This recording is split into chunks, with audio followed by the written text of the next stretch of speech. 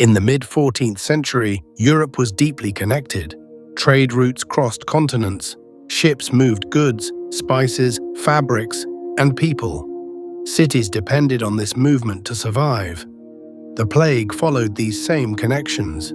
It traveled along roads, through ports, into homes that had no idea what was coming. There were no explanations that made sense. No warnings people trusted. One day, a town was alive. The next, it was quiet. And once the disease arrived, there was very little anyone could do to stop it. As the plague spread, daily life collapsed. Entire households disappeared in days. Work stopped, markets closed, fields were left untended. Authority was still present, but powerless.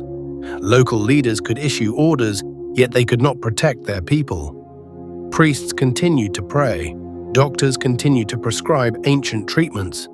But death ignored rank, wealth, and obedience. Cities grew silent. Villages stopped speaking to one another. Doors were marked. Homes were sealed. For many, this was the first time they saw systems fail completely. When the worst of the plague passed, something unexpected happened. Europe was alive, but empty. Up to half the population was gone. Fields needed workers. Workshops needed hands. Cities needed people. For the first time in centuries, labor was scarce, and scarcity changes power. Survivors discovered they could demand higher wages. They could leave land that treated them poorly. They could refuse work altogether. Landowners resisted. Kings passed laws to freeze wages and force people back into old roles. But enforcement failed. Once people realized the old order depended on them, it never fully recovered. The Black Death also shattered belief. People had prayed and still died.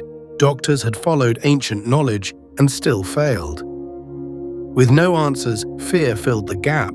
Some turned to extreme religious practices, believing suffering might earn protection. Others searched for someone to blame. Rumors spread faster than the disease ever had. Communities turned inward. Trust collapsed. Yet quietly, another response emerged. Some began observing instead of explaining, recording instead of repeating tradition. They started asking why, not who was guilty. Survivors saw the world differently. They had watched authority disappear overnight.